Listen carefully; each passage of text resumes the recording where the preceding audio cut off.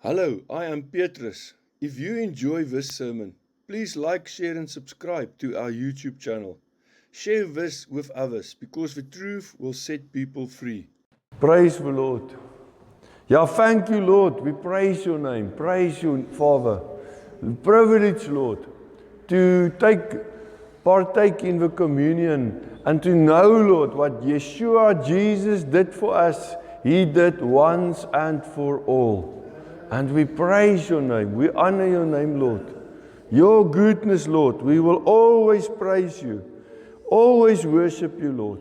Doesn't matter what. Thank you, Jesus. Thank you, Holy Spirit, that we can know. Even when we in this week wonder you alone somewhere.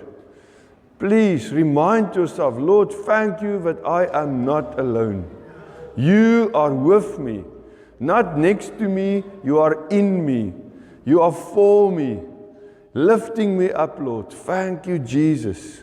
Praise your name. Praise your name. Thank you, Lord. Thank you, Lord. Amen. On Friday morning, actually, a courier came and he delivered this for us. No? These communion, what do you call it? Stuff. But anyway, on Friday morning, a courier came to our house. Now, usually when a courier comes to us, some of them might know by now, but some don't. So a courier come, I always ask him, do you know the Lord? Do you know God, you know? He give me stuff, I sign for it, and then I said, wait, you can't go, I just want to ask you a question. But the best I've seen is to open the gate, walk through and talk to him, you know? Otherwise, he's just in his car and he go, you know? He says, no, this is going to be long. But Friday when that courier came, young black man, and immediately I asked him, do you know God? And he actually surprised me because he gave me usually my next question. Because some say yes. When I say, do you know about him or do you know him? You know, that's my next question. Well, this guy immediately answered me. He told me, I know about him, but I don't know him. But he thought that is a knockout answer, you know. He didn't realize that is actually my question usually, you know. I'm used to that question or answer. Doesn't matter how it comes. So then I told him, you came to deliver, thank you very much. There's the box. But I want to deliver to you a huge box. A box full of love. And I want to tell you about God. I said, you must remember, God, you must know now. You must hear it today. And you must know that God loves you as much as He loves me. Rather more than less, you know. God definitely, I told him I can put my head on it.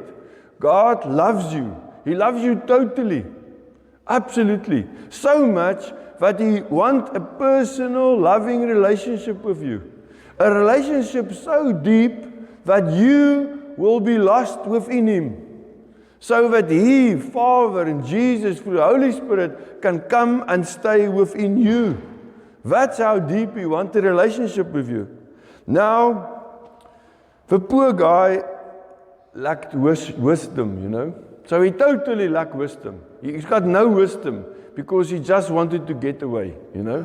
He just in his bakkie, and I think he changed gears before he even get 50 meters away, you know. He was going, gone. But yes, and I feel sorry for him, but let's pray that something of that already, the seed is there, you know, the seed is there. But at that moment, he lacked the wisdom to do it. The good thing of that is it's explainable to each other. We can explain it. Why? Because he do not have wisdom. Nah. And wisdom, Proverbs 9 verse 10 says, the fear of the Lord is the beginning of wisdom. Nah? And the knowledge of a Holy One is understanding. Now, why did this young man run away? He did not have the fear of the Lord. He's got the fear of man. He wanted to get away from this man. Not because he looked dangerous. I don't think I did look dangerous. But he not because of I look dangerous, but the message was for him. Something that's going, he realized this is going to interfere with his way of living. You understand? So he wanted to get away from that. But we know that the fear of the Lord, in these days we live in, there's no fear of the Lord. Huh? People don't worry what they say or what they do. They've got no fear of the Lord. They don't realize, it's as if they, many, as even Christians that have heard the gospel, they know the truth. Yes, they know that the grace of God is upon them, but the Lord wants you, the more you receive the grace, you must live the grace and goodness of God. Not other nonsense, But the fear of the Lord is lacks, and therefore the wisdom of God lacks. The fear of the Lord, and I want to explain it a bit to you, verse 10 first. The fear of the Lord, that word fear, usually in the Psalms you get yarei, But here it is a different version, you can say away. It's yira. And it speaks of an attitude of awful reverence. That it may include trembling before God's majesty, but always, even if it's a trembling in awe of God, real fear of Him, even if it's that, it always presses towards loving obedience and respect. Because that is what the Father wants, He do not want us to be scared, He wants us to be in love. He do not want us to be slaves. No, Jesus came to save us from slavery. Amen. And it can even be described in Genesis 20:11 as literally a dread of judgment, fearing judgment. Or in the same sentence I want to say, the glad worship that springs from recognizing the Lord's holiness, the Lord's goodness, even Psalm 2, verse 11 and 12, a kiss between us and the Lord. A kiss, because He says, if you do not kiss the Son, not the right words, but if you do not kiss the Son, there will be fear upon you, The Lord might get angry with you, because He wants you to have this relationship with Him. Amen. You see, the word gathers together emotion. This word, yira, gathers together emotion, intellect and will. The heart is struck by God's glory. The mind acknowledges God's authority, and the life aligns with His ways. That is when you move in the fear of the Lord. And that is where wisdom starts. And the rest of the verse is, yes, it is the beginning of wisdom. Now, to be wise, knowing is to know what is right, To be wise is knowing what is right in the right situation. And it's coupled with the right judgment or discernment. To be wise is to be someone who can discern what's going to be the right reaction in every situation. Because you've got wisdom. And then the verse ends with the words, and the knowledge of the Holy One is understanding. Now the Passion Translation translate Proverbs 9 verse 10 this way. He says, the starting point for acquiring wisdom is to be consumed with awe as you worship Yahweh God. To receive a revelation of a Holy One, you must come to the one who has living understanding. The Lord's got all the understanding for us to live by, but for that we must receive His wisdom. We must live in awe of His presence in our lives.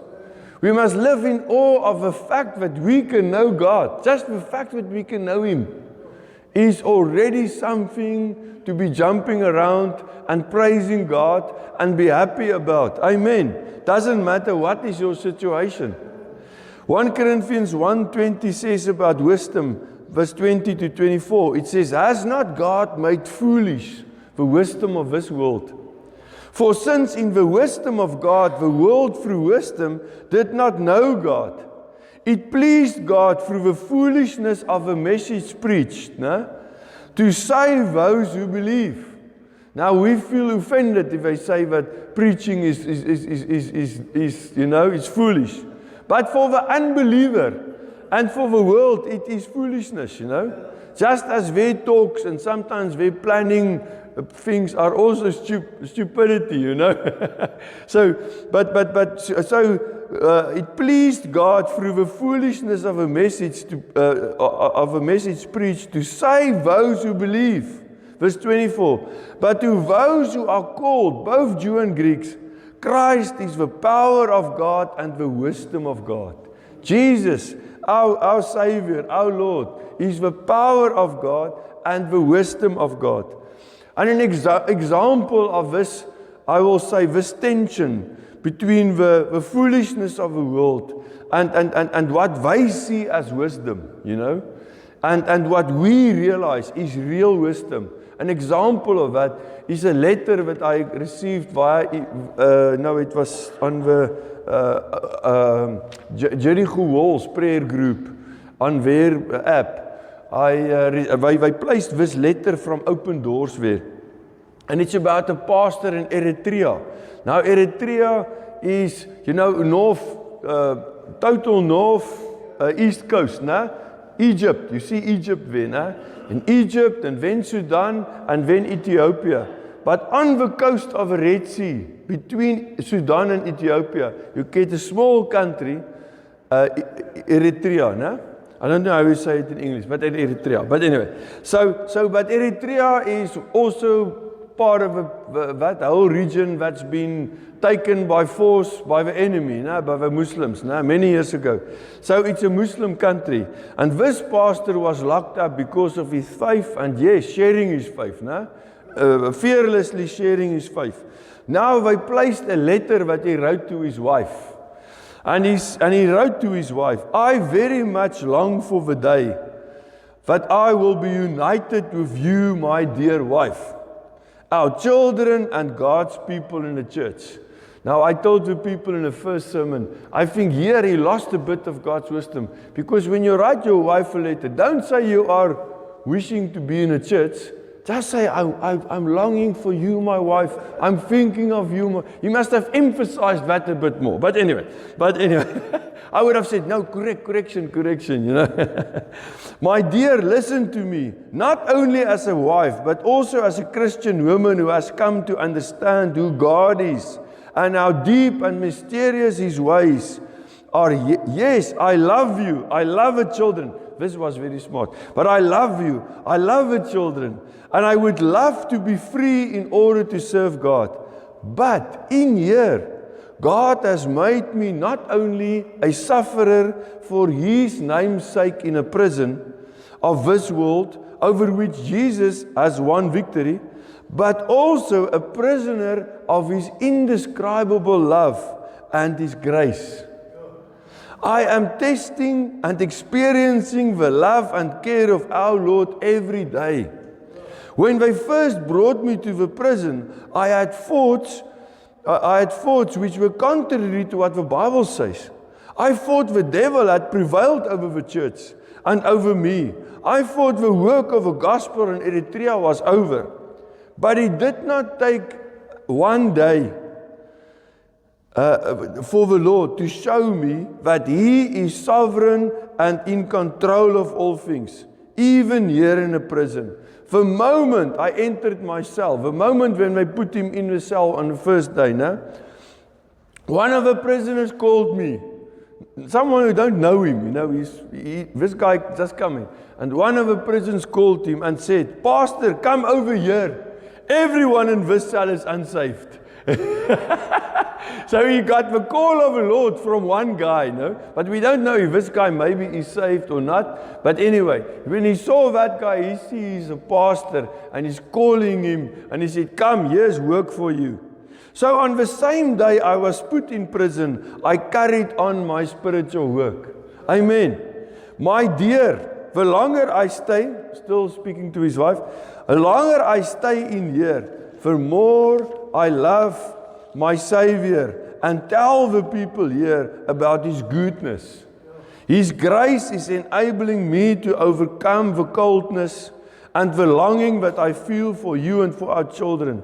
Sometimes I ask myself, am I out of my mind? Am I a fool? Well, isn't that what the Apostle Paul said? Whether I am of sound mind or out of my mind, I'm Christ's. My wife, I love you more than I can say. Please help the children understand that I'm here as a prisoner of Christ for the greater cause of the gospel. You see, this is wisdom from God. In the worst place he can be, leaving his family, probably just trusting the Lord that they will be provided for. You understand? And remember now, they arrested him because he's a Christian. So what do they think of his family? They are Christians. So government is not going to help him. You understand? So even in this situation where he and his family is finding themselves, this guy is saying, I'm getting more and more in love with our God, knowing that he's with me. That is wisdom of God. That is a wisdom the Lord wants us to get in every situation. Doesn't matter what is the situation. Now back to Proverbs 9. I'm going to start at Proverbs 9 verse 1. And I just want to read quickly a few verses and then I'm going to explain them. Verse 1 says, Wisdom has built herself upon 7 pillars to keep it secure. She has made ready a banquet feast and the sacrifice has been killed. She has sent out her maidens crying out from the high place, inviting everyone to come and eat until they are full. Verse 4, Whoever wants to know me and receive my wisdom, she's saying, come and dine at my table and drink of my wine. Leave your paths behind. Agree with my ways. Live in my truth and righteousness, and my righteousness you will find. Verse 10 then, what we already read. The starting point for acquiring wisdom is to be consumed with awe as you worship Yahweh God.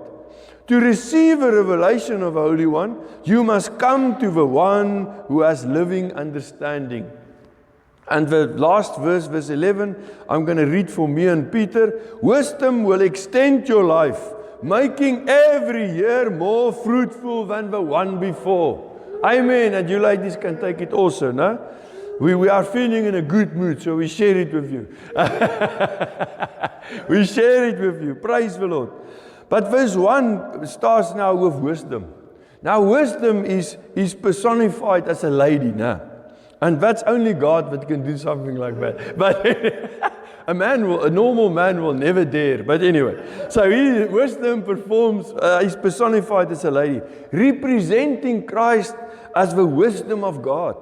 That's why 1 Corinthians 1 verse 30 says, But of him you are in Christ Jesus, who become for us wisdom from God, and righteousness, sanctification, and redemption. Now, so wisdom has built herself a palace, it says further on. Now the word here, she built herself a palace.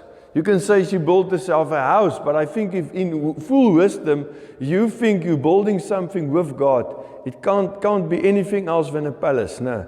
A palace or a temple. It must be. No. But the word build here, bana, and it's the same word, as the same root word than the word son, ben, bana and ben. It comes from the same root. So the house, one of the translators say, so the house or the palace wisdom is building is a son. And who is the real son? Wisdom says, let's build together on the son. But who is also sons and daughters of God?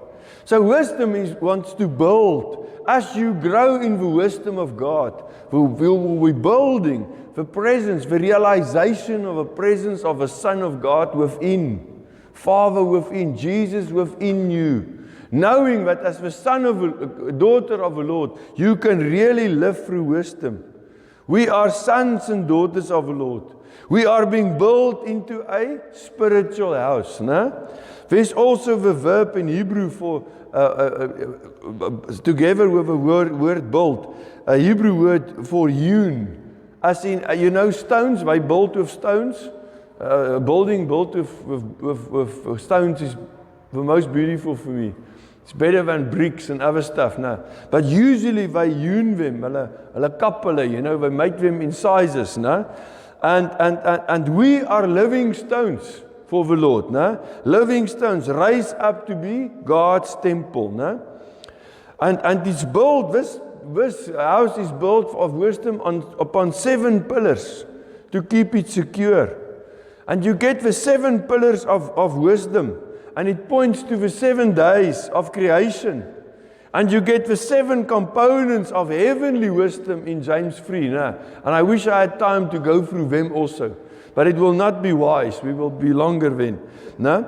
So, but wisdom now in verse 2, she has made ready a banquet feast, and the sacrifice has been killed. Now in Aramic, a sacrifice points to Calvary.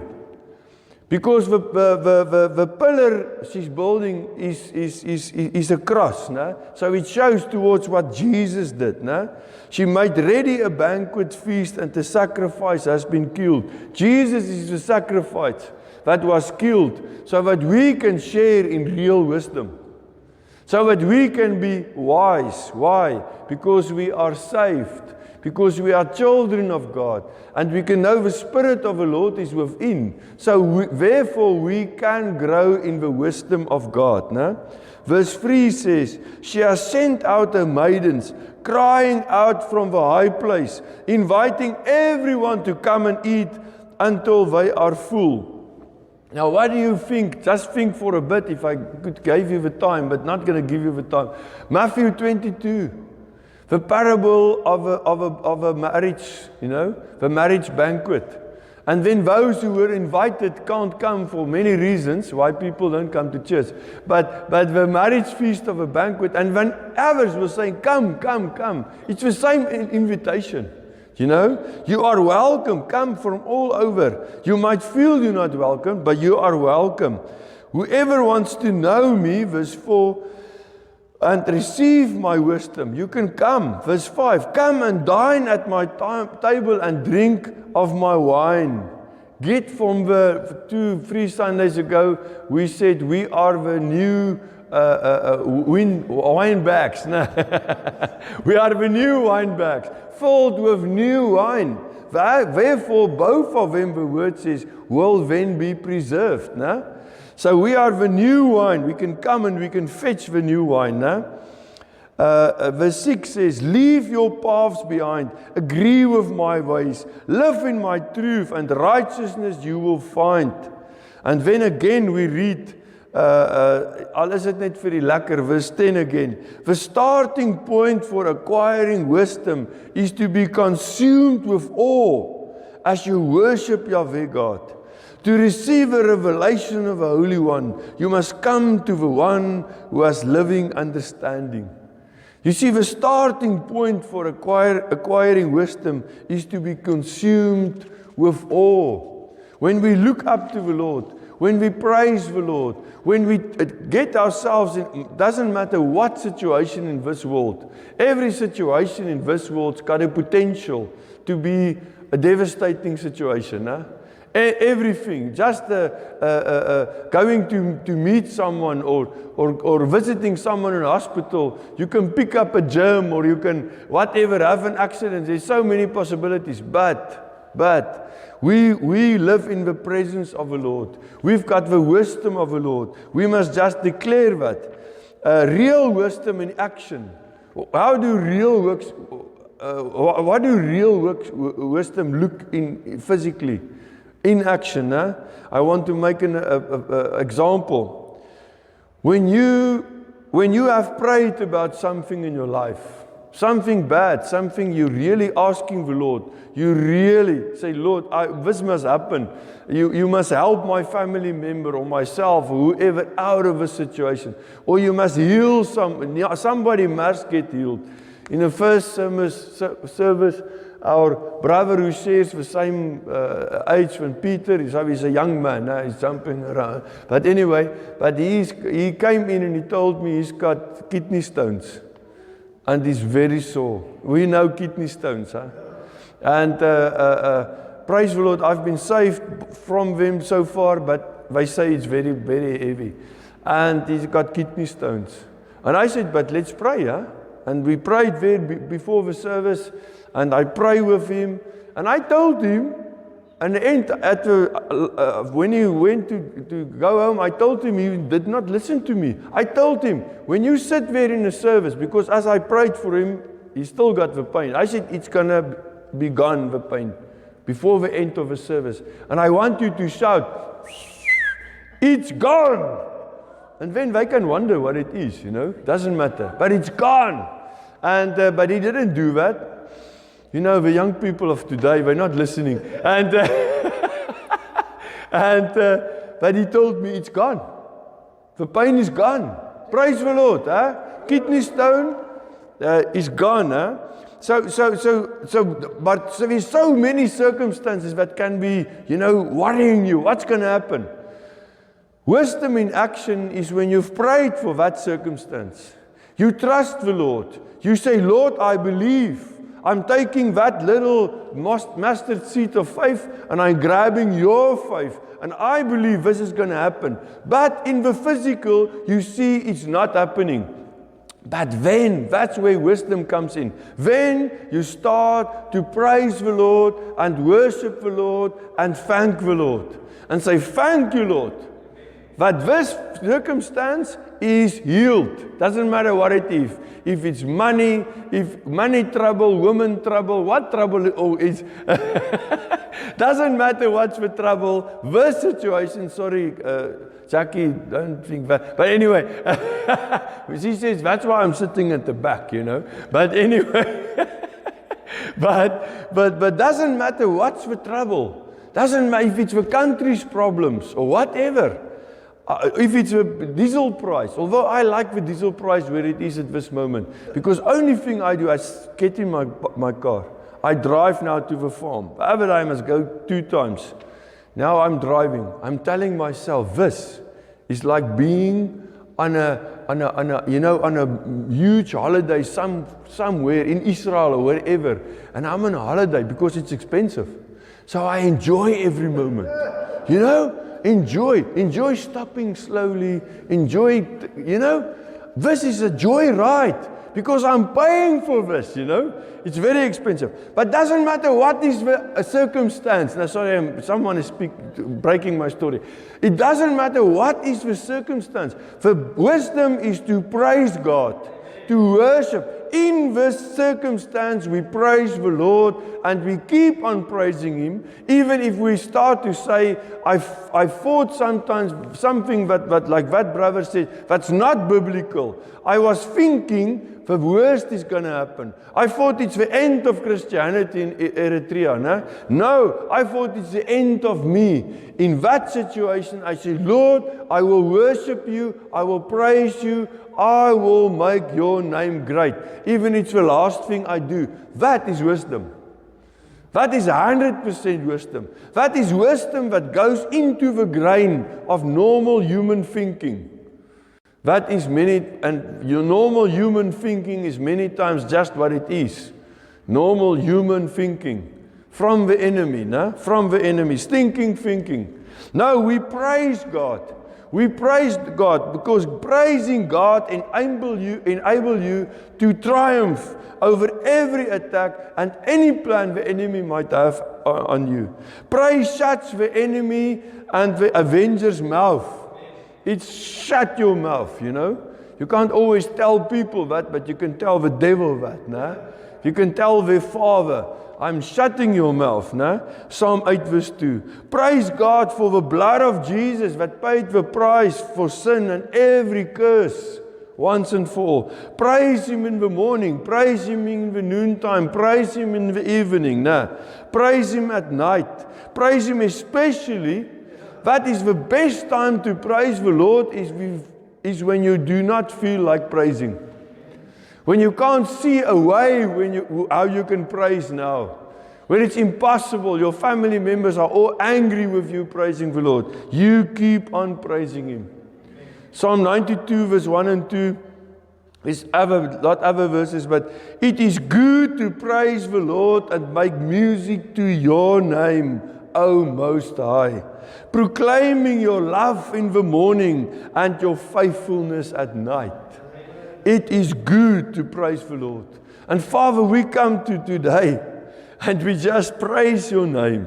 Lord, we praise your name. We honor your name. We are in awe of your goodness and your mercy and your love. Lord, we praise your name for every situation in our lives, our personal lives, our finances, our relationships. Lord, we praise your name for over this country of ours. Yes, it's one of the worst, not doing the country's work here and then also going even worst case scenario, going against Israel. Lord, but we will praise you. We will honor you. Yes, we declare mercy, mercy, mercy for this country and its leaders.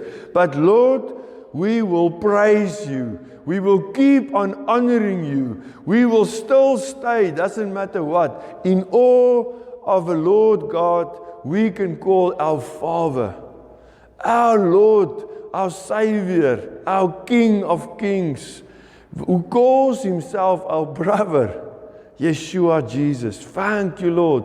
In awe, knowing that the Holy Spirit, who was there in Genesis 1 verse 1, hovering over this woes en leeg, the Afrikaans says, we say, thank you, Holy Spirit. Lord, that you willingly honoring the Father and come and stay in us. We can just keep on praising you, Lord. Thank you, Lord, that you give us the wisdom to know your word is true. Your word is 100% true. Your word is 100% forever and ever standing. Every good gift, James 2, every good gift, every perfect gift comes from above. It comes from the Father of lights, who himself do not change like the lights. But even when the lights change morning and evening, we will praise you. We will honor you, Lord. We will praise you on our beds. We will praise you at work in the day. We will praise you when we're in the shops. We will praise you, Lord, in every place and wherever we are, in Jesus' name. Because we know that is the wisest thing we can do. Totally. That is absolute, the perfect wisdom is praising God, doesn't matter what. And we say, thank you, Father. Thank you, Lord. We will not allow our feelings and our soulish thoughts to prevent us from praising you. No, we will duck deep in our hearts and we say, here comes the worship up. And it comes through my throat and I'm shouting it out. Praise God. Loving God, loving you, Father, loving you, Lord Jesus. Thank you, Holy Spirit. Thank you, Lord, for the privilege of telling each other, let's praise God. Thank you, Lord. We praise you. We declare, Lord, over every one of us, everyone that we are connected with, children, friends, family, and their friends. Lord, this whole country of ours, every business in this country, every church especially in this country, we declaring your praise, Lord. We will shout, look what the Lord has done. Look what the Lord has done. We praise you, Father. We praise you, Lord. With expectancy, we are looking to the future. And we are seeing that we will search. We will phone. Peter will phone and say, please help me get a worker in the garden. And I will search, and then I will put my old shoes on and go and do it. Why? Because everyone will have work. We declare that. In Jesus' name. Thank you, Lord. We declare wisdom over our leaders. Real wisdom. Godly wisdom. Over our leaders. In Jesus' name. Thank you, Lord. And thank you, Father, that we can say thank you for your shalom. We can declare over each other. Your total health, wealth. Your total healing and wellness and provision over every part of our lives. We say thank you, Lord. We walk out of this building this morning in your presence with wisdom all over and within us. We say, thank you, Father. Honor you, Lord, in awe of your goodness, your mercy, and your majesty, Father. Thank you, Lord. Lord, we love you. We love you, Lord. We declare that, Lord, we love you. We love you. And we praise you for knowing that you love us. Thank you, Father. Thank you, Lord Jesus. Thank you, Lord. Amen. Amen. Praise the Lord. Praise the Lord. The bridegroom is not coming down the aisle, he's within. Praise the Lord, huh? Praise the Lord. I am Petrus de Tooy. If you enjoyed this sermon, please like, share, and subscribe to our YouTube channel. Share this with others, because the truth will set people free. To receive Jesus Christ as your Lord and Savior is the most important decision ever. Romans 10:9 and 10 says, if you confess with your mouth the Lord Jesus and believe in your heart that God raised him from the dead, you will be saved. For with the heart one believes unto righteousness, and with the mouth confession is made unto salvation. You see, by his grace, God has already done everything to provide salvation to us and to you. So please pray with me. Lord Jesus, I confess my sin and need for salvation. I confess with my mouth that you are my Lord and Savior. I believe in my heart that God raised you from the dead. By faith in your word, I receive salvation now. Amen. Praise the Lord. You are now a born-again child of God, with Jesus living in you. Welcome to a new life. But you see, to live in the fullness of God, you need the supernatural power of Holy Spirit. Luke 11:10 and 13 says, for everyone who asks receives, and he who seeks finds, and to him who knocks it will be opened. How much more will your Heavenly Father give a Holy Spirit to those who ask him? You only ask, you believe, and you receive. So please pray with me. Father, I recognize the power of Holy Spirit in me. Fill me with your Spirit, Lord. By faith, I receive Holy Spirit in me. Thank you, Spirit of God, within me. Amen. You see, as you worship, syllables of language you do not recognize will rise up within you. As you speak them out loud by faith, you are releasing God's power from within, building yourself up in the Spirit. And it doesn't matter whether you felt anything, just believe in your heart and receive.